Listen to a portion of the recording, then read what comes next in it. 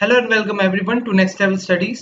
आज की वीडियो में हम कंटिन्यू करेंगे part 3 IPVB 2020 actual paper solutions. Part 1 और पार्ट 2 में हमने शिफ्ट 1 और 2 में जितने भी एलआर के क्वेश्चंस आए थे हमने कवर कर लिए थे। Part 3 this is the last part of this particular series, जिसमें हम शिफ्ट 3 में जितने भी एलआर के क्वेश्चंस थे, अप्रोक्सीमेटली 25 क्वेश्चंस थे, वो सारे हम डिस्कस करेंगे आज की वीडियो में। ओके, स्टार्ट करते हैं। इस पूरे एलआर इस वाली वीडियो में आपको थोड़ा सा डिफरेंट लेवल ऑफ क्वेश्चंस मिलेगा। डिफरेंट लेवल कैसे होगा? इस वाले शिफ्ट में इन्होंने क्यूए के क्वेश्चंस भी रखे थे, मतलब 7-8 बहुत ही बेसिक लेवल का क्यूए इन्होंने दिया था। इससे हमें ये कंक्लूड हम कर सकते हैं कि 2021 और 2022 के जो भी एस्पिरेंट्स हैं आईपीबीबी के लिए, उनको बेसिक क्यूए को इग्नोर नहीं करना है। बेसिक क्यूए आपसे बिल्कुल पूछा जा सकता है। तो आईपीबीबी अगर आप ये सोचकर जा रहे हैं कि आपको क्यूए का कोई क्वेश्चन नहीं आएगा, तो आप गलत हो सकते हैं। शिफ्ट 1 और 2 में क्यूए के क्वेश्चन नहीं आए थे, लेकिन शिफ्ट 3 में आए हैं। उसका मतलब प्रोबेबिलिटी है कि आपके पेपर में आ सकता है। तो बेसिक क्यूए आपको अच्छे से ब्रश अप करनी है। ओके, देखेंगे क्यूए के क्वेश्चंस का क्या लेवल है आज की वीडियो में, देखते हैं। और वीडियो शुरू करने से पहले छोटा सा एक इम्पोर्टेंट एडवाइस आपको देना चाहूंगा एज एन एजुकेटर। आप लोगों से रिक्वेस्ट है कि कोरोना चल रहा है, तो इस कोविड टाइम में अगर आपसे रिक्वेस्ट है कि आप घर से बाहर ना निकले। अगर निकल रहे हैं तो प्रॉपरली अपने फेस मास्क ऑन रखिए एंड सैनिटाइजर भी कैरी करिए। कहीं भी जा रहे, वैसे तो सोप आपका बेस्ट सैनिटाइजर है, लेकिन कहीं भी जा रहे सैनिटाइजर रखिए, अपने हैंड्स को सैनिटाइज करते रहिए और सोशल डिस्टेंसिंग का पालन कीजिए। ओके, स्टार्ट करते हैं आज की वीडियो। पहला क्वेश्चन है, ऐसे क्वेश्चन काफी इजी होते हैं। If air is called green, green is called red, red is called sea, sea is called blue, blue is called water and water is called pink, then what is the colour of grass? Okay, इन questions में although question बहुत ही easy level का, पर आपको थोड़ी सी external knowledge use करनी पड़ती है। अगर यहाँ पे कुछ और चीज पूछा जाता कि what is the what is the colour of sea, या कुछ भी आपसे ऐसा पूछा जाता, तो थोड़ा सा ऑल्दो एलआर में रिकमेंडेड रहता है कि एलआर में एक्सटर्नल नॉलेज आपको यूज नहीं करनी है। लेकिन इससे पूछे कि what is the colour of grass, तो आपको कलर ऑफ ग्रास ग्रीन होता है। तो आपको ये देखना है कि इन पर्टिकुलर कोड्स में ग्रीन का कोड क्या है। ग्रीन का कोड है red, green is called red. इसका मीनिंग हमारा आंसर होगा red. Colour of grass is red according to this coding. ठीक है, थोड़ी सी एक्सटर्नल नॉलेज इस पर्टिकुलर क्वेश्चन में यूज करनी पड़ती है। आगे चलते हैं। This question says, pointing to a photograph, a man said, I have no brother or sister, but that man's father is my father's son. Whose photograph was it? ठीक है, ये लाइन में से I have no brother or sister और my father's son, इनसे काफी hints और clue मिल जाते हैं। एक बार हम फैमिली ट्री बना के देख लेते हैं छोटा सा, उससे हमें क्लैरिटी मिल ही जाएगी। सबसे पहले इसने दो आदमियों की बात करी है। एक बार तो इसने pointing to a photograph, a man said, man मतलब जो डिस्क्रिप्शन दे रहा है, इसको मैं M1 नाम दे देता हूँ। ठीक है, और आ, और एक फोटोग्राफ में जो मैन है वो एक उसकी बात कर रहा है ये, तो ये वाला हम M2 दे देते हैं नाम। दो मैन्स की बात हो रही है, एक को हमने M1 नाम दे दिया, एक को हमने M2 नाम दे दिया। इससे हमें क्लैरिटी हो जाएगी कि क्या M1 M2 एक है या अलग है या क्या है, वो हम कंक्लूड कर लेंगे। तो आ, तो उस मैन ने कहा I have no brother sister, मतलब M1 की जो है नो कोई भी ब्रदर और सिस्टर नहीं है, बट M2 का father is my father son. M2 is my father son. My father son का मीनिंग क्या हुआ? ये M1 के रेफरेंस में बात हो रही है। M1 इज माय फादर सन। अब M1 का कोई ब्रदर और सिस्टर है ही नहीं, तो इसका मीनिंग है माय फादर सन, यानी कि ये माय फादर सन की जगह हम M1 सीधा लिख सकते हैं। ठीक है, माय अगर उसका कोई सन ही नहीं है या उसका कोई ब्रदर सिस्टर नहीं है, तो उसके फादर का बेटा तो इकलौता वही होगा। तो इसका मीनिंग है माय फादर्स की सन की जगह हम सीधा M1 भी लिख सकते हैं। तो ये हमें कंफ्यूजन करने के लिए दे रखा है। और I have no brother sister से हमने कंक्लूड कर लिया है। अब M2 जो फोटोग्राफ की बात हो रही है, M2 का फादर इज M1, तो M2 का फादर इज M1। बस बस यही था इसमें, है ना। दोनों मैंने M1 M2, बस हमें ये कंक्लूड करना था हुज फोटोग्राफ वाज इट। किसकी फोटोग्राफ थी? M2 की फोटोग्राफ थी, हिज सन्स फोटोग्राफ। ठीक है, कंक्लूड ऐसे करते हैं आपको, मतलब कभी भी कंफ्यूजन है M1 M2 लेके कर लो, या जो भी लाइंस लिखे ना उनको डिकोड करो प्रॉपर कि ब्रदर सिस्टर किसकी बात हो रही है, माय फादर सन को कैसे डिकोड कर सकते हो। ये क्वेश्चन आपको पूरा करने में 30 सेकंड्स मैक्स लेने चाहिए, ठीक है। इतना इजी क्वेश्चन था, 30 सेकंड्स मैक्स लेने चाहिए। मैंने समझाने में, आपको नोटेशन वगैरह बताने में टाइम लिया है, बट आपकी अंडरस्टैंडिंग के लिए लिया है। पेपर में आपको ऐसे क्वेश्चन से बिल्कुल भी टाइम नहीं देना है, मतलब बहुत ही कम टाइम देके आपको करेक्ट आंसर पे सीधा पहुंचना। आई होप आपको क्लियर हो गया होगा। सो नेक्स्ट पे चलते हैं, ठीक है। सो अब आगे चलते हैं क्वेश्चन 20 पे, ठीक है। इन 1930 a person's age was 8 times that of his son. In 1938 the father's age became 10 times that of his son. Son is age in 1930, the age of the son and father in 1940 were respectively. तो इसके दो तरीके होते हैं। पहला तरीका तो ये होता है कि आप ऑप्शन से कर लो, ठीक है। ऑप्शन से जनरली मैं ऑप्शन से ही प्रेफर करता हूँ, लेकिन मैं आपको बेसिक तरीका भी बता देता हूँ। ऑप्शन से आप खुद ट्राई कर सकते हैं, मतलब अज्यूम कर लेना कि 1940 में सन फादर की ये एज है, उसके हिसाब से -10 ईयर्स करके सन और फादर की एज पे पहुंच जाना, फिर कैलकुलेट कर लेना, जिसमें फिट बैठ रहा आंसर वो हो जाएगा। एक तरीका तो ये होता है, लेकिन मैं आपको बेसिक सोल्यूशन भी बता देता हूँ। कौन कौन से सालों की बात हो रही है हमारे पास, एक 1930 की और एक 1938 की, तो ईयर्स लिख देते हैं। जितना मैं प्रॉपर आपके सामने लिख रहा हूँ, पेपर में ऐसा बिल्कुल नहीं करना है, पेपर में फटाफट चीजें करनी है आपको। 1938 90 दोनों साल लिख दिए, ये सन है और ये फादर है। अब इंफॉर्मेशन दे रखी है, a person age was 8 times that of his son, यानी कि 1930 में फादर की एज 8x थी और सन की एज x थी। In 1938, the father's age became 10 times that of his son age in 1930. Okay, तो फादर की एज 1938 में 10x हो गई।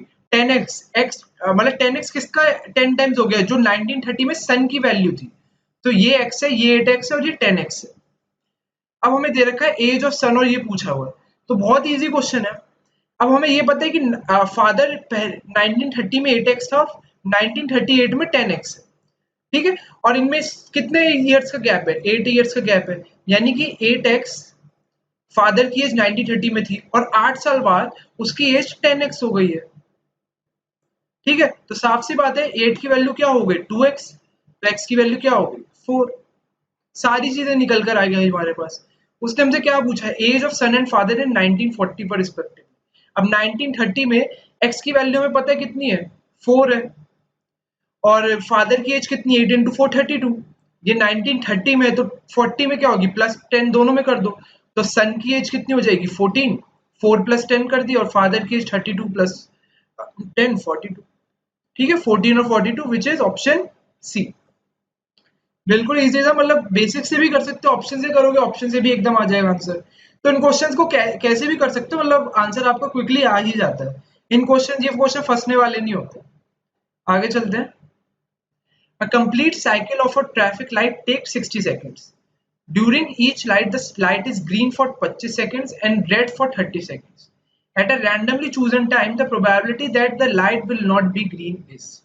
ठीक है, तो अब इसमें देखो, अब एक जो कंप्लीट साइकिल है वो 60 सेकंड्स की होती है, 60 सेकंड्स की होती है। उसमें इसने बाइफर्केशन दे रखी है कि ग्रीन जो है वो 25 सेकंड्स के लिए होती है, रेड जो है वो 30 सेकंड्स के लिए होती है। तो 30 और 25 कितना हुआ 55। अब बचा हुआ 5 सेकंड्स है, जो 5 सेकंड्स बचा हुआ उसके बारे में कोई डिस्क्रिप्शन नहीं दे रखी है, तो हम मान लेते हैं वो नॉट ग्रीन, या मान इसको नीदर ग्रीन में जी लिख दिया, नॉर रेड, ठीक है। ऑरेंज भी हो सकती है, कुछ भी कलर हो सकता है, लेकिन कोई डिस्क्रिप्शन नहीं दे रखी है, तो बचे हुए 5 सेकंड्स के लिए हमने लिख दिया नीदर जी नॉर रेड। अब इससे पूछा है at a randomly chosen time the probability that the light will not be green, will not be green मतलब ग्रीन नहीं होनी चाहिए। अब ग्रीन 25 सेकंड के लिए, तो नॉट ग्रीन क्या होगा, ऑब्वियसली 60 - 25। इन 35 सेकंड्स में या तो लाइट रेड होगी या फिर ये वाला जो हमने कंक्लूड करा 5 सेकंड वाला, मतलब ऑब्वियसली बात है कंक्लूड, ये 5 सेकंड्स वाले निकालने की जरूरत भी नहीं थी, मैंने आपको सिर्फ अंडरस्टैंडिंग के लिए बताया। अगर ग्रीन 25 सेकंड के लिए, तो नॉट ग्रीन 35 सेकंड्स के लिए होगी, क्योंकि टोटल ड्यूरेशन 60 सेकंड्स का है। तो नॉट ग्रीन का आपका 35 सेकंड्स होगा। और एक इसकी प्रोबेबिलिटी पूछे, मतलब प्रोबेबिलिटी का क्या होता है, favourable outcomes upon total number of outcomes. Favourable 35 seconds है और टोटल एक साइकिल 60 सेकंड्स की होती है, तो क्या आ गई आपकी प्रोबेबिलिटी क्या आ गई, इसको 5 से कर दो, सो 7/12, 7/12 would be the answer. The probability that light will not be green is 7/12. ठीक है, आई होप क्लियर हो गया होगा। ये वाले मतलब कुछ कुछ चीजें मैं आपको एक्स्ट्रा बता रहा हूँ इसमें, ये जैसे 5 सेकंड्स वाला इंपॉर्टेंट नहीं था, अब सीधे 60 - 25 करो, 35/60 आंसर आ जाएगा। ऑलराइट, नेक्स्ट पे चलते हैं। When the time in the clock is 7:20 p.m, then the angle between the hands of the clock is। ठीक है, जब भी एंगल वाला क्वेश्चन है, ये मतलब ये सारा आपका क्यूए ही चल रहा है, तो अब आपको पता चल गया होगा, जो मैंने वीडियो की शुरुआत में बोला था कि क्यूए की इंपॉर्टेंस थोड़ी बहुत बढ़ती जा रही है आईपीवी में। सो इसका डायरेक्ट फॉर्मूला होता है एंगल वाला, तो एंगल को हम थीटा से डिनोट करते हैं जनरली। सो इसका फॉर्मूला होता है, ये मॉडुलस में लिखते हैं 11/2p -30n, ये मॉडुलस क्लोज। ठीक है, ये मॉडुलस में होता है जिसमें हमारा जो टाइम होता है, टाइम की डिनोशन n/p होती है, मतलब n हमारा आवर्स को डिनोट करता है और p हमारा मिनट्स को डिनोट करता है। ठीक है, तो जैसे इसमें 7:20 pm की बात हो रही है, तो इसमें n की वैल्यू हमारी क्या होगी, n की वैल्यू हमारी 7 हो जाएगी, क्योंकि 7:20 की बात हो रही है, तो n हमारा 7 हो जाएगा और 20 हमारा p हो जाएगा। ठीक है, 20 हमारा p हो जाएगा, बस इस फॉर्मूले में पुट कर दो तो हमारा एंगल आ जाएगा। थीटा को वैल्यू पुट करी इसमें मॉडुलस में 11/2, p हमारा 20 है, -30 × 7, सो इसको करेंगे, सो ये आपका बनेगा, ये आपका 10 हो जाएगा, सो ये बनेगा 110 - 210। सो ये आपका नेगेटिव में 100 बन रहा है, लेकिन ये मॉडुलस में है, तो मॉडुलस से बाहर आके ये क्या आएगा, 100 डिग्रीज।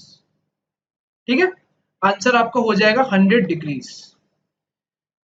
100 डिग्रीज होगा 7:20 pm पे आपका एंगल, क्लॉक्स दोनों हैंड्स के बीच में 700 डिग्रीज का एंगल होता है। ओके, ये नेगेटिव क्यों आता है, क्योंकि अगर हम देखें तो एक 360 डिग्री का होता है, नेगेटिव का मतलब अगर आप उसको 360 से माइनस कर दो तो एंटी क्लॉकवाइज डायरेक्शन में भी एंगल आ जाएगा, तो दोनों एंगल्स आंसर होते हैं इसका। सो तभी नेगेटिव का होता है। जब मैं क्लॉक्स पढ़ाऊंगा तो आपको और अच्छे से इसमें इंफॉर्मेशन दे दूंगा। अभी के लिए आप ये फॉर्मूला याद कर सकते हैं, ये आपको काफी बेनिफिशियल रहेगा। ठीक है, इसको नोट कर लीजिएगा अपने उसमें कई नोट्स में, theta is equal to 11/2p -30n, जहां टाइम की n/p होता है, n आपको आवर्स नोट करता है, p मिनट्स। नेक्स्ट पे चलते हैं। A city has a population of 3 lakhs, out of which 1,80,000 are males. 50% of population is literate. If 70% of the males are literate, the number of literate females are। ठीक है, easy question है। Similarly वही दोबारा आप उसमें बाइफिकेशन करिए, total 3 lakh की population है। ठीक है, इसमें अब मेल्स आपको कितने दे रखे हैं, मेल्स आपको दे रखे हैं 1,80,000, सो 1,80,000 मेल्स है, तो रिमेनिंग 1,20,000 क्या होंगी, फीमेल्स होंगी। ठीक है, और इसमें दे रखा है कि 70% of the males are literate. ठीक है, 70% of the males are literate. अब 1,80,000 का 70% कितना हो जाएगा, 1,26,000, इतना ही होगा ना, 18 से ही तो करना है हमें। हाँ, 1,26,000 आपका लिटरेट होगा, और 50% टोटल पॉपुलेशन हमें लिटरेट दे रखी है, हमें नंबर ऑफ लिटरेट फीमेल्स बताना है। ठीक है, अगर 50% पॉपुलेशन पूरी लिटरेट है, तो इसका मतलब टोटल लिटरेट पॉपुलेशन 1.5 लाख की होगी। ठीक है, 1.5 लाख की टोटल पॉपुलेशन लिटरेट हो गई, उसमें से मेल लिटरेट कितने हैं, 1,26,000 हमने निकाल लिया है, तो रिमेनिंग कितना होगा, जो फीमेल में यहाँ पर आएगा 24,000, तो यानी कि 24,000 लिटरेट फीमेल्स होंगी। डिफरेंस है ना, 1,50,000 में से 1,26,000 करेंगे तो 24,000 आपकी लिटरेट फीमेल्स आएगी, और रिमेनिंग आप कर लो, रिमेनिंग इनका इलिटरेट फीमेल्स आ जाएगा, लेकिन क्वेश्चन लिटरेट फीमेल्स का पूछा है 24,000। ठीक है, पूरा टेबल भी कंप्लीट करना हो तो कर लो, लेकिन ये सब चीजें टाइम वेस्ट होता है। कई बार मेरे को भी अच्छा लगता था पेपर में कि टेबल बनाया तो उसको कंप्लीट तो करो, इज्जत दो, लेकिन इज्जत देने से कुछ नहीं मिलेगा, नंबर फालतू के कुछ नहीं मिलने वाले। अगर इसको कर भी लोगे कितना आएगा, ये 96,000 इलिटरेट फीमेल्स है ये। ठीक है, और इसमें से कैलकुलेट करोगे कितना आएगा, 54,000 इलिटरेट मेल्स है। सो ये है पूरा, लेकिन क्वेश्चन में ये पूछा था लिटरेट फीमेल, तो 24,000 आएगा। नेक्स्ट पे चलते हैं। In the following question, various terms of an alphabet series are given with one or more missing terms. Choose the missing terms out of the given alternatives. So पढ़ते हैं A, B, C नहीं है, D, E, F नहीं है, G, H, I नहीं है, J, K. Simple है, एक एक नंबर अल्फाबेट मिसिंग है, यहाँ C मिसिंग है, यहाँ F मिसिंग है, यहाँ I मिसिंग है, तो अगले में K के बाद L मिसिंग होगा, MN हो जाएगा आंसर। कुछ भी नहीं है तो मतलब पढ़ के टिक करने वाला, एक एक मिसिंग है बस टिक करो आगे बढ़ो। कुछ है मतलब लेवल तो कुछ भी, मतलब आईबीबी का पेपर सेटर जो भी है बिल्कुल बिना सोचे समझे पेपर बनाया। Next is Amit started a business, again ये पार्टनरशिप का आपका मैथ्स का क्वेश्चन हो गया थोड़ा। Started a business by investing 30,000, Rahul joined the business after some time and invested rupees 20,000. At the end of year profit was divided in the ratio of 2:1. After how many months did Rahul join the business? ठीक है, तो generally जो आपका ratio होता है वो वो निकलता है आपका investment ratio into time for which capital invested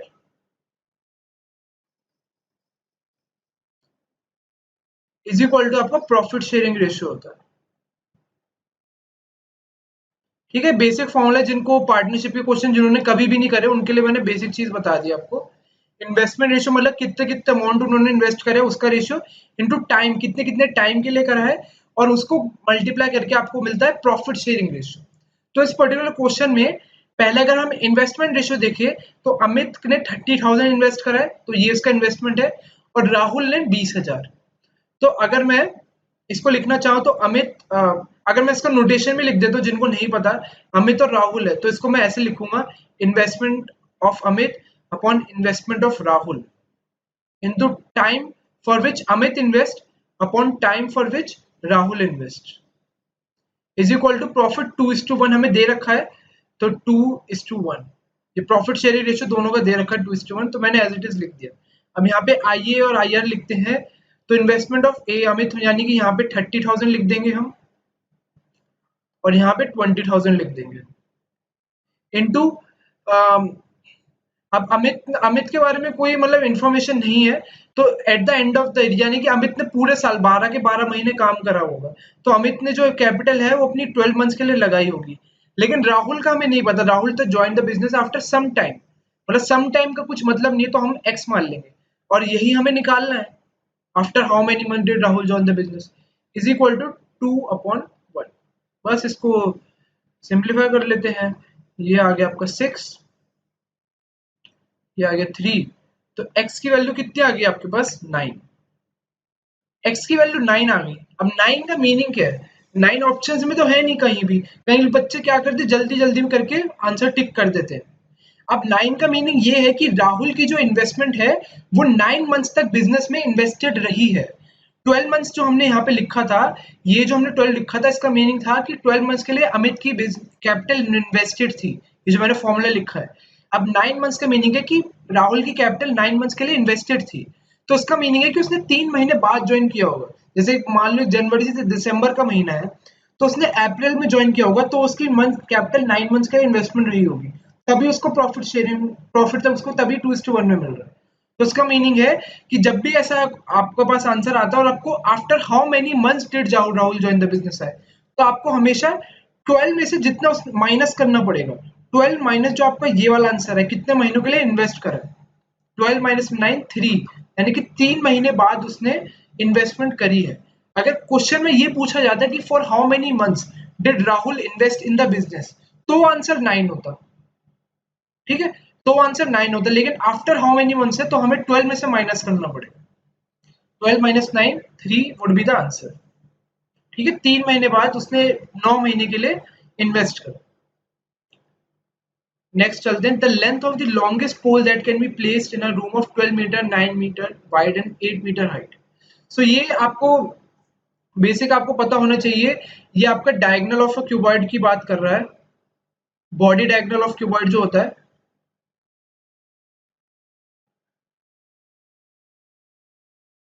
ठीक है। बॉडी डायगोनल ऑफ क्यूबॉइड जो होता है उसकी आपकी 12 metre, 9 metre wide, 8 metre height, so उसकी आपकी डायमेंशन ऐसे निकलती है L square plus B square plus H square.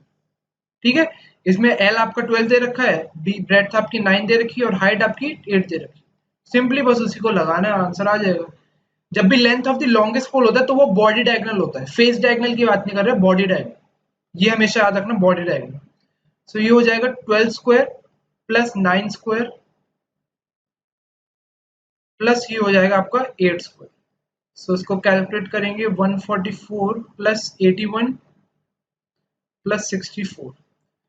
सो ये बन रहा है 225 प्लस 64 और ये अगेन बन रहा है 289। सो ये आएगा आपका 70। So length of the longest pole जो इस रूम में लग सकता है वो है 17 मीटर्स। ठीक है, एक एंड से दूसरे एंड तक। सो ये 17 मीटर्स का बॉडी डायगोनल होता है। So this question says find the number of triangles in the given figure. अब आपको याद होगा पार्ट 2 या शिफ्ट 2 की जो हमने वीडियो बनाई थी उसमें भी एक क्वेश्चन था, उसमें स्टार वाला क्वेश्चन था, तो उसमें हमें नंबर ऑफ ट्रायंगल्स बताने थे। तो ये वाला क्वेश्चन थोड़ा कॉम्प्लेक्स साइड पे, इसमें थोड़ा सा आपको एफर्ट ज्यादा डालना पड़ेगा। सो जैसे मैंने उस क्वेश्चन में सजेस्ट किया था वैसे ही थोड़ा इसमें सजेस्ट करूंगा कि ये क्वेश्चन आप बिल्कुल लास्ट में एलआर के क्वेश्चन में अटेम्प्ट करिए, क्योंकि ऑप्शंस थोड़े क्लोज है 10, 12, 14 और आप गलती होने के चांसेस ज्यादा होते हैं। ठीक है, तो मैं आपको साइड बाय साइड आपके साथ काउंट करवाऊंगा कि कितने ट्रायंगल्स बन रहे हैं। ठीक है, इस फिगर की मैं कॉपी बना लेता हूँ। ठीक है, 3-4 इसकी कॉपी कर लेते हैं, उसके बाद आपको ट्रायंगल्स काउंट करवा दूंगा। सो एक इसकी 4 कॉपीज आई थिंक सफिशिएंट रहेगी, उसमें आपको काउंट करके दिखा दूंगा कि कितनी फिगर्स इसकी बन रही है। ठीक है, सो जैसे हमने इसकी फिगर्स बना ली हैं, अब हमें 8, 10, 12, 14 का हमें ऑप्शन देखना, हम ट्रायंगल्स काउंट करने शुरू करते हैं। ठीक है, सबसे पहले तो जो दिख रहा है मुझे, एक तो ये वाला ट्रायंगल पड़ा। ठीक है, एक ये ट्रायंगल हो गया और उसके अलावा ये दूसरा ट्रायंगल हो गया,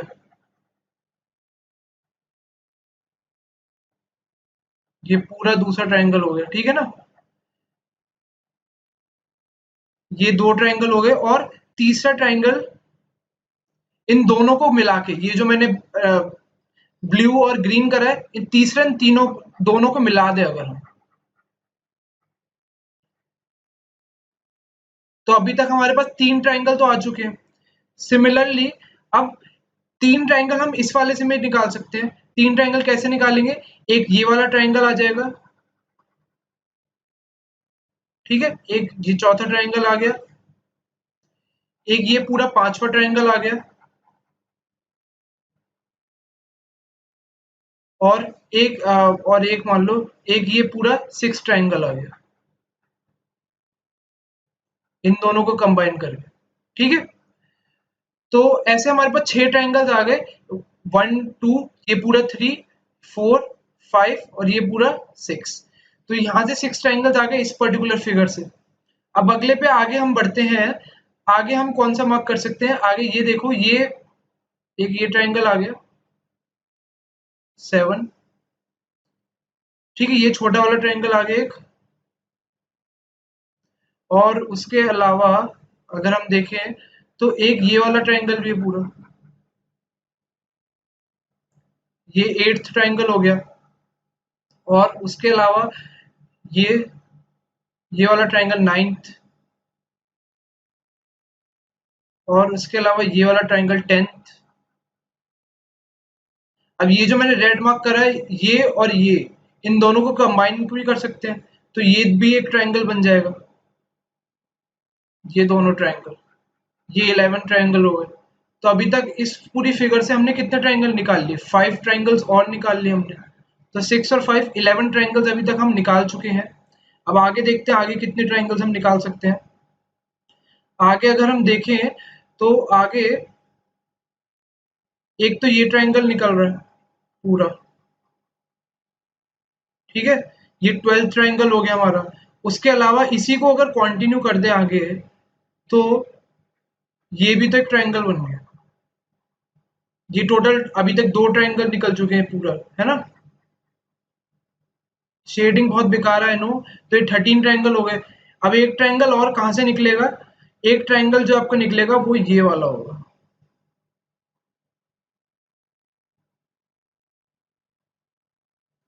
ठीक है, तो यहां से हमने दो ट्राइंगल निकाल लिए और यहां से हमने एक ट्राइंगल और निकाल लिया। सो आई होप अब आपको क्लियर हो गया होगा सारे 6 और 5 11 और 2 13 और 1 14। थोड़ा सा डेमोन्स्ट्रेशन में हो सकता है थोड़ा आपको गड़बड़ लगी हो, लेकिन मेरी वीडियो को थोड़ा सा रोक रोक के देखेंगे तो आपको सारा समझ आ जाएगा कि मैंने 14 ट्राइंगल्स कहाँ से निकाले। सो आंसर होगा इसका ऑप्शन डी, 14। ठीक है, आई होप सबको क्लियर हो गया होगा, सबको जो मैंने काउंट करवाए हैं 14 ट्राइंगल्स सबको अच्छे से क्लियर हो गए होगा। आगे चलते हैं। In each of the following questions, various terms of an alphabet series are given with one or more terms missing. Choose the missing terms out of the given alternatives. So O T E P U F Q V G R W S सबका पहला पहला alphabet देख लेते हैं। यहाँ O है, P है, Q है, R है, तो अगला ऐसे ही आना चाहिए। अब S 3 में आ रहा है तो मतलब ऑप्शन बी तो कैंसिल हो गया, T आ रहा है यहाँ पे। अब यहाँ पे देखिए T, सेकंड देखिए T U V W, तो अगला X होना चाहिए, तो ए ऑप्शन भी कैंसिल हो गया, वाई आ गया यहाँ पे। तो अगला सीधा अगर हम सीधा अगर थर्ड अल्फाबेट भी देख लेते तो उससे भी काम बन जाता, सेकंड देखने के बजाय। यहाँ पर ई एफ जी एच तो आई आएगा, option D would be the right answer, S X I. ठीक है, बिल्कुल पहला जो क्वेश्चन था मतलब एक ही शिफ्ट में इन्होंने सेम टाइप के दो क्वेश्चन दे रखे हैं, मतलब बिल्कुल ही क्या सोच के बनाया पता नहीं। Choose the word which is not similar to other words in the group. Peas, cabbage, spinach, tomato. Obviously बात है कौन सा ऑप्शन होगा, टोमेटो। बाकी सारी क्या है, वेजिटेबल्स है, पीस, कैबेज, स्पिनिच, तो आंसर होगा टोमेटो। बाकी सारी वेजिटेबल्स में आता है। A and B are two fixed points in a field. One cyclist C move in such a way that angle ACB is always right angle. In this context, which one of the following statement is correct? ठीक है, तो ऐसे में आपको अगर options पे जाओगे, ellipse, ये एक्लिप्स नहीं होगा, ये इलिप्स होगा। ये इन्होंने ऑप्शन जो एक्चुअल पेपर था उसमें भी इन्होंने एक्लिप्स ही दे रखा है, क्योंकि मैंने पेपर से ही उठाया, तो ये इलिप्स होगा, एक्लिप्स नहीं होगा, इलिप्स होगा। Circle, exponential curve, not possible. तो ये वाला क्वेश्चन थोड़ा अच्छे लेवल का है। अगर आपको क्लैरिटी होगी क्वेश्चंस की और फिगर्स की, तो सर्कल और इनकी प्रॉपर्टीज पता होगी तो आप क्वेश्चन को कर सकते हैं, वरना आई वुड रिकमेंड कि ऐसे क्वेश्चन आप छोड़ दीजिए। अगर आप इसमें देखें कि ए और बी टू फिक्स पॉइंट है सर्कल के, one cyclist C moves in such a way that angle ACB is always right angle triangle. तो मान लो कि ए और बी ये फिक्स पॉइंट है, ठीक है। अब वन साइक्लिस्ट सी, अब सी कहीं भी हो सकता है, वो एंगल एसीबी ऐसा बन रहा है कि वो हमेशा राइट एंगल बनेगा। यानी कि अगर सी यहां पर है, इसको C1 दे दो कि सी की पहली पोजीशन यहां पर है, तो ये आपका 90 डिग्री बनेगा। सिमिलरली अगर मैं सी की पोजीशन यहां दे दूं, सी घूम के यहां आ गया तो ये भी 90 डिग्री बनेगा। सिमिलरली अगर सी यहां पे दे दूं पोजीशन में, तो ये भी 90 डिग्री बनेगा आपको। ऐसे अगर सी घूमता रहेगा, तो अगर आप इसकी पोजीशन प्लॉट करना चाहेंगे ना, तो ये आपका एक सेमी सर्कल बनेगा। सिमिलरली अगर आप इसको यहां प्लॉट करेंगे, तो सी की पोजीशन हमेशा एक प्रॉपर सर्कल ही देगा हमेशा। और क्योंकि angle in a semi circle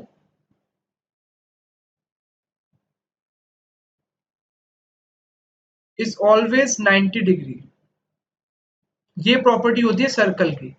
अगर एंगल ए सी बी हमेशा 90 डिग्री ही बनेगा, क्वेश्चन में ऐसा दे रखा है, angle A C B is always right angle, यानी कि ये एक सेमी सर्कल बनेगा। जो यहां तक हमारी बात हो रही है, ये पार्ट अगर मैं इस नीचे वाले पार्ट को, ये नीचे जहां पे मैंने ब्लू लाइन मारी, इसके ब्लू लाइन के सिर्फ ऊपर अगर आप देखें तो एक सेमी सर्कल बन रहा है। ऑल्दो फिगर बेकार, मेरी ड्राइंग बेकार है, आई एग्री, लेकिन ये ऑलवेज 90 राइट एंगल बन रहा है। इसका मतलब कि ए सी बी जो है हमेशा सी इस पाथ पे मूव कर रहा है हमेशा, जो मैं मार्क कर रहा हूँ ना आपको, सी इस पाथ पे मूव कर रहा है हमेशा, और ये एक सेमी सर्कल होगा। तो इसको मैं कंप्लीट मार्क कर दूंगा, कंप्लीट यहाँ पे पूरा इसको ड्रॉ कर दूंगा। तो इसका मीनिंग है कि सी की जो मूविंग पोजिशन है वो एक सर्कल के अराउंड है। तो आंसर होगा path followed by cyclist is a circle. ये प्रॉपर्टी अगर आपको पता है, angle in the semi circle is always 90 degree, तो ही ये आप क्वेश्चन अटेम्प्ट कर पाएंगे, वरना आप ये क्वेश्चन अटेम्प्ट नहीं कर पाएंगे। ये क्वेश्चन अच्छे लेवल का था, एग्री। तो ऐसे क्वेश्चन एक या दो क्वेश्चन मान के चलो पेपर में आ सकते हैं जो कि चैलेंजिंग हो, लेकिन ओवरऑल पेपर का लेवल इजी ही है। आगे चलते हैं। Complete following sequence 4, 10, 28, 244, 730। सो यहाँ पे अगर देख रहे हैं तो ये 3 टाइम्स होता हुआ दिख रहा है। 4 इंटू 3 12 के आसपास दिख रहा है ये 10 टू 3 30 के आसपास दिख रहा है। तो ये अगर देखें तो 4 को 10 से जाने में इंटू 3 -2 हो रहा है, इंटू 3 12 -2। तो 10 से 28 जाने में भी इंटू 3 30 -2 हो रहा है। सो यानी कि 28 को यहाँ पे भी यही होगा, 28 इंटू 3 -2 होगा। सो 28 इंटू 3 कितना होता है आपका 84 -2 82। अब आपको कंफर्मेशन होनी चाहिए कि आपने आंसर सही मार्क करा है या नहीं। तो उसके लिए क्या करोगे, एक बार 82 इंटू 3 -2 करके देख लोगे तो 244 ही आना चाहिए। अगर हम 82 इंटू 3 करेंगे तो वो आएगा हमारा 246। तो 246 -2 करेंगे तो 244 आ रहा है, यानी कि बिल्कुल सही है। 730 के लिए चेक करने की भी जरूरत नहीं है। 82 would be the right answer. Next पे चलते हैं। 3 balls tall at interval of 9, 12 and 15 minutes respectively. All three began to tall at 8 a.m. At what time will the first tall together again? So ये simple LCM का question है आपका, number system का बहुत ही basic question है। सो जैसा ही मैंने video में पहले बताया था, मैं बार बार इस बात को रिपीट कर रहा हूँ, आई नो, बट इससे आपको ये शिफ्ट 3 से आपको ये पता चल रहा है कि बैट्स को इग्नोर नहीं करा जा सकता। ठीक है, फ्यूचर में मैं आपके लिए ऐसे सेशंस लाऊंगा मैथ्स के बिल्कुल बेसिक क्वेश्चंस, जो कि आईपीवीवी में आपके लिए हेल्प करेंगे। ठीक है, तो उस चैनल को सब्सक्राइब बिल्कुल कर लीजिएगा, वीडियो को लाइक करना बिल्कुल मत भूलना। सो एलसीएम 9, 12 और 15 का हमें चाहिए। 9, 12 और 15 का एलसीएम हमें चाहिए। सो बेस्ट तरीका क्या है, मेरा तरीका तो बेस्ट ये होता है कि दो दो का पेयर बना के एलसीएम ले लो। सबसे पहले 9 और 12 का एलसीएम ले लो। 9 और 12 का एलसीएम आप अगर आप देखोगे तो 9 और 12 का कॉमन मल्टीपल कौन सा आता है, 36 दिमाग में आता है। ठीक है, सो यानी कि अब मुझे 36 और 15 का एलसीएम चाहिए। 36 और 15 का एलसीएम क्या होगा, अगर हम देखें तो 180 हो जाएगा। एलसीएम इसका हो जाएगा 180 मिनट्स। एक्चुअली मैं पेपर में ऐसे ही करता हूँ, मतलब क्विकली मल्टीपल्स गिनता हूँ क्योंकि नंबर छोटे छोटे हैं। नहीं तो आइडियली अगर आपको देखना हो कि प्रॉपर एलसीएम का तरीका, तो वो भी मैं बता देता हूँ। 9, 12, 15। ठीक है, एलसीएम के लिए सबको ब्रेक करके लिखो। 9 3 इंटू 3 होता है। 12 क्या होता है 2 इंटू 2 इंटू 3। 15 क्या होता है आपका 3 इंटू 5। ठीक है, सबसे पहले तो जो जो वेरिएबल्स आपके आ रहे हैं, कौन कौन से आ रहे हैं, उनको एक एक बार लिख दो। मेन 3, 2 और 5 आ रहा है, तो उनका जो एलसीएम होगा वो वो जो होगा वो 2, 3 और 5 की कुछ पावर होगी। अब 2 देखो, 2 मैक्सिमम कितनी बार आया है एक नंबर में, 2 यहाँ पे 2 बार आया है, तो यानी कि 2 स्क्वायर होगा यहाँ पे। 3 कितनी बार आया है, 3 मैक्सिमम यहाँ पे 12 में एक बार आया, लेकिन 9 में 2 बार आया है, तो एलसीएम में भी 3 की पावर 2 होगी। अब 5 ना 9 में है ना 12 में, तो 5 15 में बस एक ही बार है, तो यहाँ 1 आएगा। तो इसका मीनिंग इन तीनों का LCM 2 square into 3 square into 5 होगा, जो कि 4 इंटू 9 इंटू 5। ठीक है, 36 इंटू 5 180। तो ये प्रॉपर तरीका होता है एलसीएम निकालने का। थोड़ी कैलकुलेशन अगर आपकी फास्ट टेबल्स फास्ट टिप्स पे रहते हैं तो सीधा ऐसे भी निकाल सकते हैं, मतलब पहले दो दो का निकाल लो, मल्टीपल्स गिन लो माइंड में, ये भी एक तरीका है। ऑल तो मैं रिकमेंड करूंगा, मतलब अगर आपकी प्रैक्टिस अच्छी हो जाए तो इस लेवल पे आइएगा, वरना ये बेसिक तरीका ही अपनाना है। तो उसका एलसीएम हमें पता चल गया 180 मिनट्स, यानी कि अगर ये 8 बजे एक साथ बजी हैं तो 180 मिनट्स बाद ये एग्जैक्टली एक साथ बजेंगी। तो 180 मिनट्स का मीनिंग क्या होता है, 180 मिनट्स का मीनिंग 3 घंटे ही तो होता है। यानी कि अगर 8 बजे के से 3 घंटे बाद ही बजेंगी, यानी कि 11 बजे। सिंपल, 11 बजे would be the answer, 11 AM would be the answer.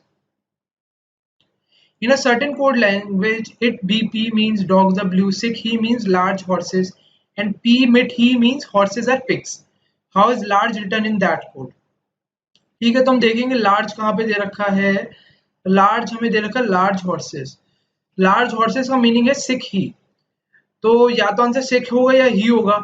अगर हम किसी तरह से लार्ज का कोड पता चल जाए, लार्ज कहीं और दे रखा नहीं, लार्ज कहीं और नहीं दे रखा, लेकिन हॉर्सेस का कोड मिल जाएगा तो हम पता चल जाएगा।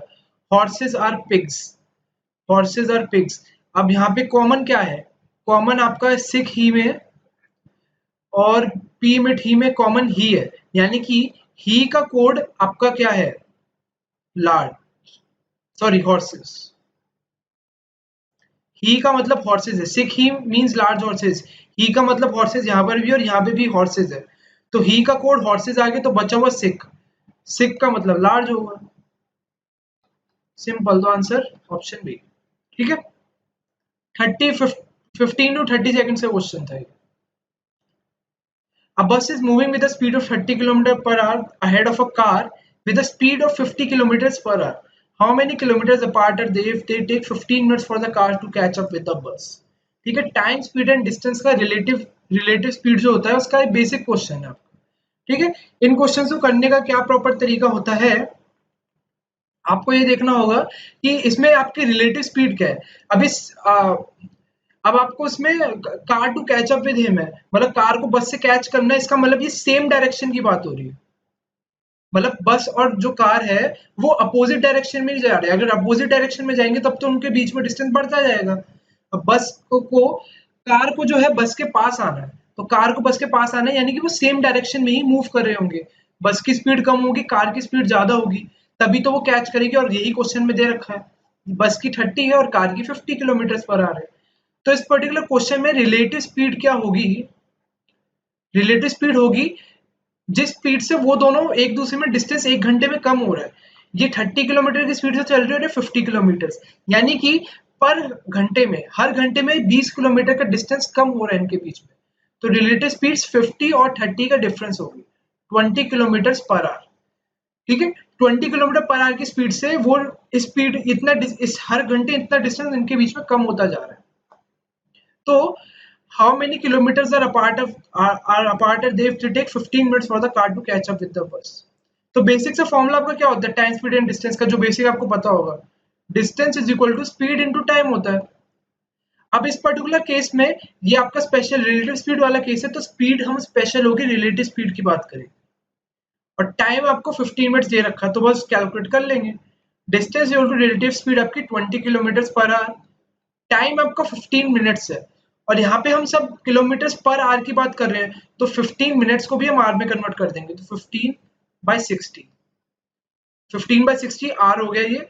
अब ये आर्स में कन्वर्ट हो गया, सो ये हो जाएगा 4 और ये हो जाएगा 5, यानी कि 5 किलोमीटर दूर है ये बस, और कार 5 किलोमीटर दूर है, और 15 मिनट बाद उसको कैच कर ले, ऑप्शन। ठीक है, मैं इस कॉन्सेप्ट के बेसिक डिटेल्स में बिल्कुल नहीं घुसना चाहता हूँ, क्योंकि बहुत बड़ा कॉन्सेप्ट है, इसको समझाने में एटलीस्ट 15-20 मिनट्स चाहिए, और इसके कारण वीडियो बहुत लंबी हो जाएगी।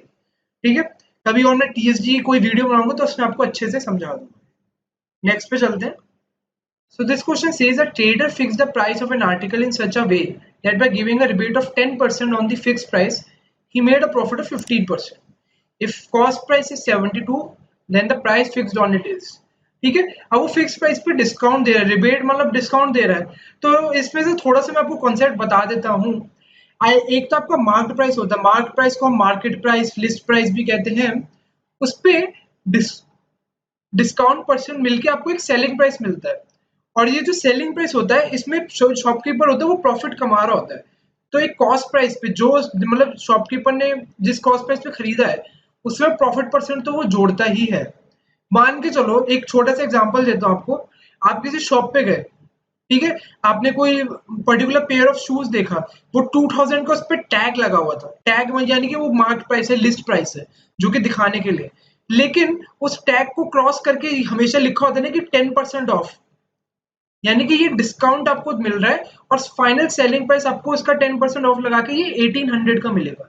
सो ये 1800 सेलिंग प्राइस है, लेकिन ये जो सेलिंग प्राइस 1800 है इसमें भी शॉपकीपर का प्रॉफिट होता है। शॉपकीपर को मान लो इसकी मतलब उसने किसी रिटेलर से कहीं से 1600 का खरीदा होगा, तो 1600 में वो प्रॉफिट जोड़ के 1800 का बेच रहा है, सो इसमें ये प्रॉफिट परसेंट जोड़ेगा। ठीक है, जो कि 12.5% आएगा, 2/16 1/8 12.5% आएगा। ठीक है, सो वही हमें चीज दे रखी है, इसमें हमें क्या क्या दे रखा है, ये तो मैंने आपको क्वेश्चन बता दिया कि 2000 आपका इसमें मार्क प्राइस होगा, 10% आपका डिस्काउंट होगा, सेलिंग प्राइस 1800 है, कॉस्ट प्राइस 1600 है, तो ये सारी चीजें होती है। लेकिन अब क्वेश्चन पे आए, अब अगर हम एक्चुअल, सो क्वेश्चन में हमें दे रखा है कि मार्क प्राइस में डिस्काउंट परसेंट उसने 10% का लगाया है और वो सेलिंग प्राइस पे आया है, और हमें कॉस्ट प्राइस 72 दे रखा है, प्रॉफिट परसेंट हमें 15% दे रखा है। तो हमें पहले एसपी पे जाना है और फिर एमपी पे आना है। इसका फॉर्मूला डायरेक्ट क्या होता है, MP into 100 minus D upon 100 is equal to your SP is equal to CP into 100 plus profit percent upon 100। ये परसेंट होता है, ये परसेंट होता है, ठीक है। सो अगर इसमें हम क्वेश्चन में फिल करना चाहें सारी चीजें, एमपी हमें निकालना है, एसपी हम निकाल लेंगे और सीपी हमें दे रखा है, ठीक है। तो अब इसमें डायरेक्टली हम एमपी कैलकुलेट करेंगे, MP into 100 minus discount percent 10% है, तो 100 माइनस 10 करेंगे तो 90/100 आएगा, is equal to selling price हमें निकालने की जरूरत नहीं है, हम डायरेक्ट, हमें सीपी दे रखा 72, हम डायरेक्ट इससे इस पे पहुंचेंगे 72 इंटू 100 प्लस प्रॉफिट परसेंट, ये कितना है 15, 100 प्लस पी मतलब 115 अपॉन 100, ठीक है। बस इसको डायरेक्टली आप कैंसिल कर दीजिए। सो ये आपका 118 से जा रहा है 18 4 5, सो ये आपका 23 जा रहा है। तो एमपी कितना आ गया, एमपी आपका आ गया 92, यानी कि मार्क प्राइस आपका 92 रुपीज होगा। तो 92 रुपीज का आपका मार्क प्राइस था, उस पर 10% का डिस्काउंट दिया तो सेलिंग प्राइस आया, उस सेलिंग प्राइस में शॉपकीपर का 15% ऑलरेडी मार्जिन था। So this was how you can do the question. I hope सबको क्वेश्चन क्लियर हुआ होगा, सारे मैंने फॉर्मूले ही बताए, इस फॉर्मूले को नोट करके रख लीजिए आप कहीं पे, ये बहुत काम आएगा फॉर्मूला आपके आगे। आगे चलते हैं। Choose the word which is least like the other words in the group. Volcano, tsunami, avalanche, explosion. Volcano, tsunami, avalanche तो साफ दिख रहा है नेचुरल कैलामिटीज है, एक्सप्लोजन अलग है, so option D would be the right answer. If acid is written as 1C3D, Pamper is written as PIMP2R, then how will Bombay be written? अगर अब इसमें एसिड और 1C3D को देखें तो C और D को इसने एज इट इज रखा है, मतलब A और I को इसने कोड करा है। A का कोड इसने 1 दिया है और I का कोड इसने 3 दिया है, ठीक है। पैम्पर में नोट करें तो उसने सिर्फ पी एम पी और को तो एज इट इज रखा, सिर्फ ए और ई का कोड करा है। ए का इसने अगेन 1 कोड दिया है, यानी कि ए का कोड फिक्स्ड है, ई का कोड इसने 2 दिया है, ई का कोड 2 दिया है। अभी तक हमें इन दोनों से ये इन्फॉर्मेशन मिली है। अब बॉम्बे के कोड्स पूछा, अब ऑप्शंस में जाए तो आप देखो कि बी एम बी वाई, हर ऑप्शन में बी एम बी वाई का कोड नहीं का एज इट इज रखा है, सिर्फ ओ और ए को कोड करा है इन्होंने, सिर्फ ओ और ए को कोड करा है। और ए का कोड हमने अभी देखा है कि ए का कोड 1 ही आएगा। अब ए का कोड 1 आएगा यानी कि सी और डी तो कट जाएंगे, क्योंकि यहाँ 2 है, यहाँ भी 2 है, तो ऑप्शन सी और ऑप्शन डी को हम as it is rule out कर सकते हैं।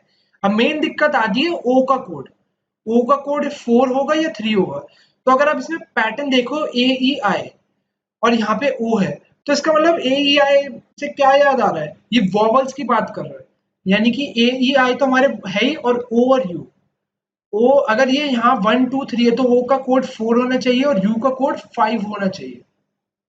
ये पूरा लॉजिक इन्होंने ये मान करा है, वॉवल्स का यूज करा है इसमें, ठीक है।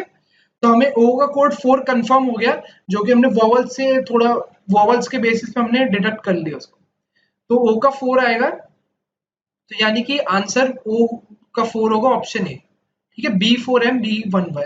अगर यहाँ पे किसी में, अगर इसमें U भी होता तो U का भी हम कर सकते थे 5, U का कोड 5 होता। ऑलराइट, नेक्स्ट पे चलते हैं। इजी क्वेश्चन था, थोड़ा सा सोचने वाला क्वेश्चन था, बट अच्छा क्वेश्चन था। In each of the following question one term in the series is wrong, find the wrong term, ठीक है। तो रॉन्ग टर्म के लिए हमें जो बेस्ट दिख रहा है क्या कि डिफरेंस देखते हैं। यहाँ पे देखें तो ये 3 का डिफरेंस है 4 और 7 में, यहाँ 2 का है, यहाँ 1 का है, यहाँ 3 का है, यहाँ 2 का है, यहाँ 1 का है और यहाँ 4 का है, ठीक है। यहाँ 3 2 4 से 3 2 1 3 2 1 4, तो इसका मतलब है कि 3 2 1 का पैटर्न चल रहा है ना, 3 2 1 3 2 1, तो यहाँ पे भी 3 का डिफरेंस आना चाहिए, जो है 4 का डिफरेंस आ गया, 16 के बाद 19 आना चाहिए था, यानी कि 20 would be the wrong wrong would be the wrong number. तो हमारा करेक्ट आंसर होगा ऑप्शन डी 20। अगेन इसी क्वेश्चन, सिर्फ डिफरेंस देखो और मार्क करो, that's it. 4 different candles which can last for 5 years each, 4 hours, 3 hours and 2 hours of burning respectively are lit in a room at same instant and allowed to burn till such time that the 3 candles in the room get extinguished. The cost of burning each one of these candles is 75 paisa per hour. The cost involved is। काफी बढ़िया question है ये, ठीक है, ध्यान से इसको समझते हैं क्वेश्चन कहना क्या चाह रहा है। 4 कैंडल्स हैं, चारों को एक साथ जलाया गया, ठीक है। तो पहली कैंडल 5 घंटे चलेगी, दूसरी 4, तीसरी 3 और चौथी कैंडल 2 घंटे चलेगी। और कब तक इनको जलाना है? Till such time that 3 candles in the room get extinguished. मतलब पहली 3 कैंडल्स कब बंद होगी? अब पहली वाली तो 5 घंटे चलेगी, तो वो तो दूसरी वाली 4 घंटे चलेगी, तीसरी वाली 3 घंटे। तो सबसे पहले कौन सी बंद होगी? सबसे पहले 2 आवर्स वाली बंद हो जाएगी, उसके बाद 3 आवर्स वाली बंद होगी और उसके बाद 4 आवर्स वाली बंद होगी, ठीक है। तो ऐसा करते हैं, हम सबको नाम दे देते हैं। ये एक, इसको C1, C2, C3, C4। ये 5 आवर्स के लिए चलेगी, ये 4 आवर्स के लिए चलेगी, ये 3 आवर्स के लिए और ये 2 आवर्स के लिए चलेगी, ठीक है। तो हमें दे रखा है कि हर घंटे उनकी बर्निंग कॉस्ट दे रखी है 75 पैसा पर आवर। तो पहली 3 कैंडल्स कौन सी बर्न होगी, तब तक हमें बर्निंग करनी है सिर्फ। तो पहले, सबसे पहले तो C4 जाएगी, सबसे पहले पहले 2 घंटे में C4 चली जाएगी, फिर थर्ड आवर में C3 चली जाएगी और फोर्थ आवर में C2 चली जाएगी। तो और C1 चलती रहेगी। C1 का मतलब 1 घंटा और चलता तो C1 चल जाती। तो हमें सिर्फ पहले 4 घंटे की बात करनी है। फर्स्ट 4 आवर्स की बात करें तो C4 जो 2 घंटे चलने वाली है, C4 तो 2 घंटे में चलेगी, तो तो ये सिर्फ इसकी बस 2 आवर्स की कॉस्ट आएगी। जो C3 है, C3 3 घंटे चलेगी, सो इसकी 3 आवर्स की कॉस्ट आएगी। सिमिलरली जो C2 है, C2 की भी 4 आवर्स की कॉस्ट आएगी। और जो C1 है, वो भी हमें सिर्फ 4 घंटे ही चलानी है, हमें तब तक चलाना है, allowed to burn till the 3 candles in the room get extinguished. यानी कि जो C1 है वो भी सिर्फ 4 आवर्स ही चलेगी। सो यानी कि टोटल बर्निंग कितनी होगी? 2 + 3 + 4 + 4, यानी कि 8 और 5 13 आवर्स। तो 13 आवर्स इंटू 0.75, क्योंकि यहाँ 75 पैसा है तो वो हम कर देंगे। 13 इंटू 0.75, कौन सा ऑप्शन बनेगा आपका? एक ही ऑप्शन दिख रहा है, ऑप्शन सी 9.75, ठीक है। हमने देखो, सबसे 4 घंटे में हमारे पहली 3 कैंडल्स हमारी बर्न हो जाएगी।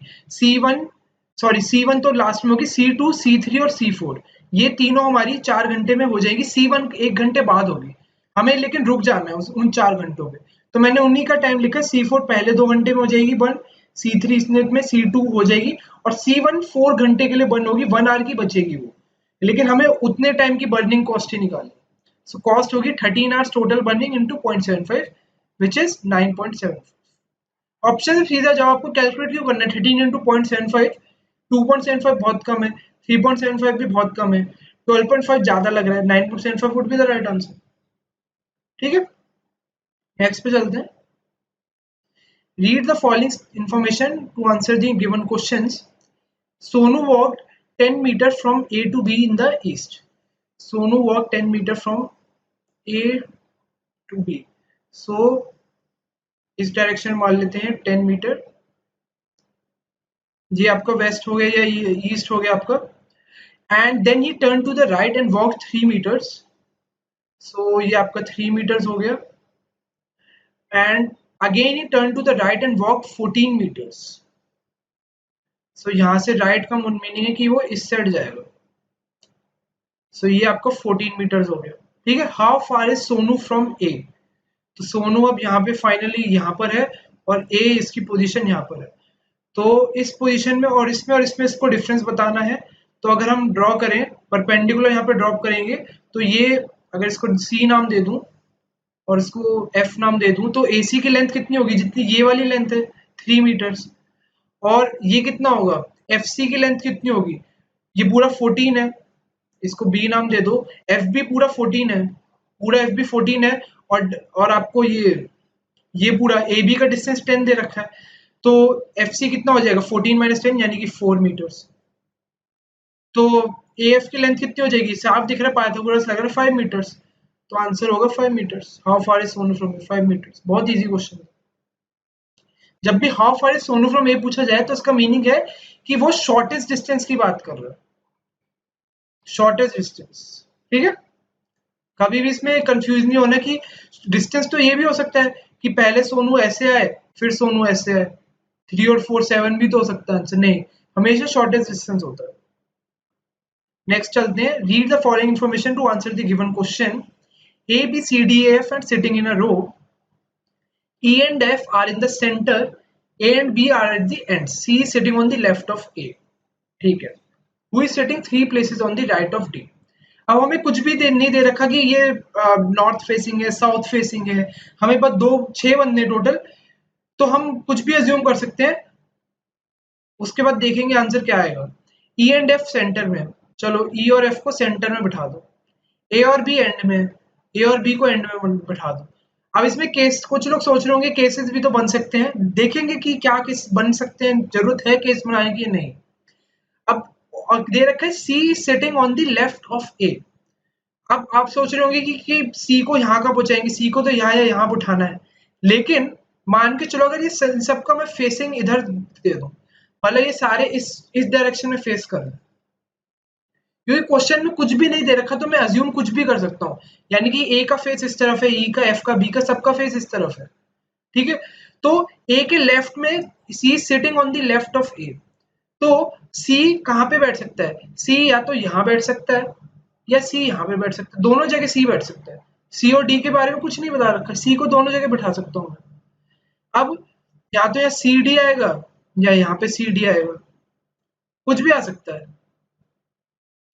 तो सी, अब सारी स्टेटमेंट्स हमने देख ली। Who is sitting 3 places on the right of D. अब राइट ऑफ डी हमने सबको अज्यूम कर लिया कि यहाँ पे बैठे हुए हैं, तो राइट ऑफ डी का मीनिंग है कि अब डी के राइट में अगर डी को हम यहाँ पे मानते हैं तो डी का राइट तो बाहर चला जाएगा, तो यानी कि डी को हमें यहीं पे अज्यूम करना पड़ेगा। तो इसका मीनिंग जो करेक्ट हमारा बनेगा पेयर, वो सी यहाँ पे बनेगा, डी यहाँ पे बनेगा, और डी के 3 प्लेसेस राइट में सी बैठा हुआ है, 1 2 3, तो आंसर होगा सी।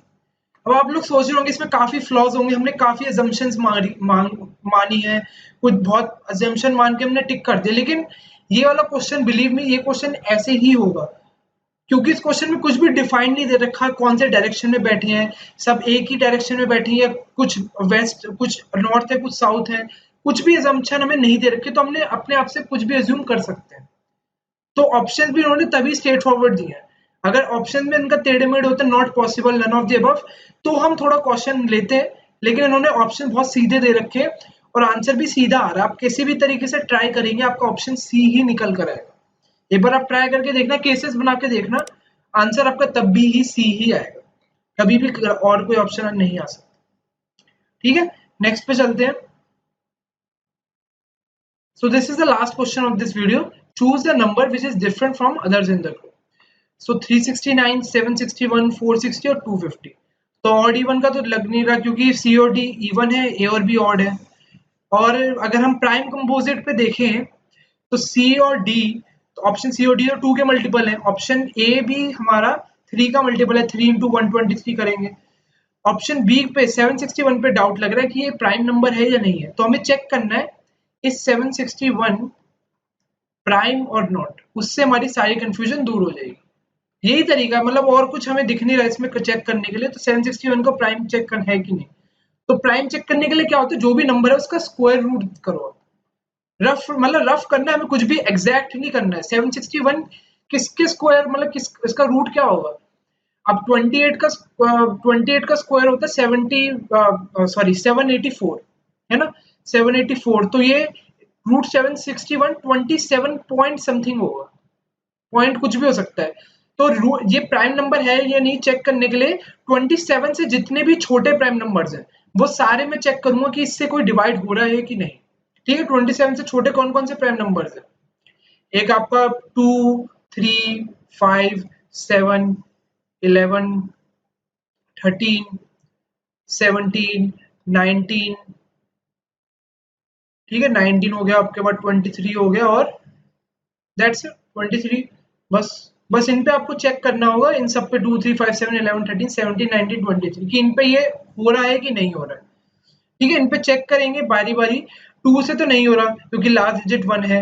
3 से हम देखेंगे, सम ऑफ डिजिट्स देख लेंगे, 7 + 6 + 1 14 नहीं होगा। 5 से भी नहीं होगा क्योंकि 5 में लास्ट डिजिट 1 है। 7 से इसलिए नहीं होगा क्योंकि 770 अगर होता नंबर तो वो डिविजिबल होता, लेकिन 761 है, 9 कम है तो 7 से नहीं जाएगा। 11 से देखने के लिए हम 761 में ऑड इवन का डिफरेंस देखेंगे, ये 8 - 6 2, 11 से नहीं जाएगा। 13 के लिए हमें देखना पड़ेगा, 13 6 780 होता है। 13 6 मतलब 13 × 60 780 होता है। तो 780 में से अगर 19 माइनस करेंगे तो 61 आता है, तो वो 13 का मल्टीपल नहीं है, इसलिए 13 भी नहीं जाएगा। 17 पर जाए अगर हम, तो 17 4 आपका 680 होता है। 17 4 आपका 680 होता है। 680 में अगर हम 85 ऐड करें, 680 में 85 ऐड करेंगे तो 780 765 आएगा, तो ये भी नहीं जाएगा, 761 है, 4 कम है। 19 पे अगर हम ट्राई करेंगे तो 19 इंटू 4 760 हो, 19 इंटू 4 76 होता है, तो 760 होगा, तो ये भी नहीं जाएगा।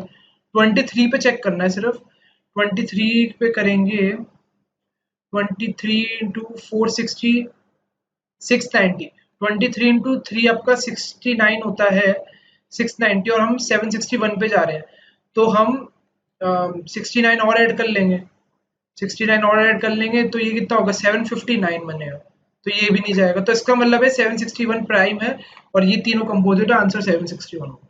ठीक है, प्राइम चेक करने में टाइम लगता है डेफिनेटली। ठीक है, इतना आसान नहीं होता प्राइम नंबर चेक करना, थोड़ा सा टाइम लगता है, तो ये क्वेश्चन भी थोड़ा लास्ट में करो, डाउट है तो थोड़ा छोड़ दो, कोई जरूरत नहीं है कि बिल्कुल ही करना है, 1 1.5 मिनट लगेगा। आईपीपीबी के एग्जाम में बहुत टाइम मिलता है। सो इसका आंसर फिर 761 हुआ। सो विद दिस गाइस, हमने जितने भी आईपीवीबी लास्ट ईयर के जितने भी एलआर के क्वेश्चंस थे वो सारे हमने कवर कर लिए, पार्ट 1 पार्ट 2 पार्ट 3। ठीक है, इन सब की प्लेलिस्ट भी आपको मिल जाएगी, प्लेलिस्ट में सेक्शन में मेरे जाके यूट्यूब चैनल के प्लेलिस्ट सेक्शन में जाके आपको उसको सारी आईपीवीबी से रिलेटेड और ये तीनों वीडियोस मिल जाएगी, इन सबको आप देख सकते हैं, सारी आपकी हेल्पफुल रहेगी। ठीक है, जो जितने भी 2021 2022 के एस्पिरेंट्स हैं आईपीवीबी के लिए, मैंने काफी सारी स्ट्रैटेजीज वीडियो बना रखी है। मेरी ऑल इंडिया रैंक 33 कैसे आई थी 2019 के पेपर में, वो सब मैंने डिटेल में आपको बता रखा है। मैनेजमेंट का सेक्शन कैसे प्रिपेयर करना है, बहुत सारी कैसे पेपर अटेम्प्ट करना है, और भी मतलब काफी चीजें जो दिमाग में भी नहीं आ रही है मेरे, वो सब चीजें वीडियो फॉर्म में आप जाके देख सकते हैं। ठीक है, सो वीडियो को लाइक करना बिल्कुल मत भूलिएगा, चैनल को सब्सक्राइब कर लीजिएगा और ज्यादा से ज्यादा अपने फ्रेंड्स से बिल्कुल शेयर कीजिएगा। ओके गाइस, तो मिलते हैं फिर नेक्स्ट वीडियो में। कोई और सजेशंस है वीडियो में, कुछ इंप्रूवमेंट है मेरे टीचिंग स्टाइल में, तो आप बता सकते हैं, सजेशन दे सकते हैं वीडियो में के नीचे। ठीक है, मैं उसको बिल्कुल इंप्लीमेंट करूंगा अपनी वीडियोस में। और आगे क्या टॉपिक्स चाहिए आपको वीडियो के, वो भी आप कमेंट बॉक्स में बिल्कुल सजेशन दीजिए। ठीक है, सो मिलते हैं नेक्स्ट वीडियो में। Till then bye bye.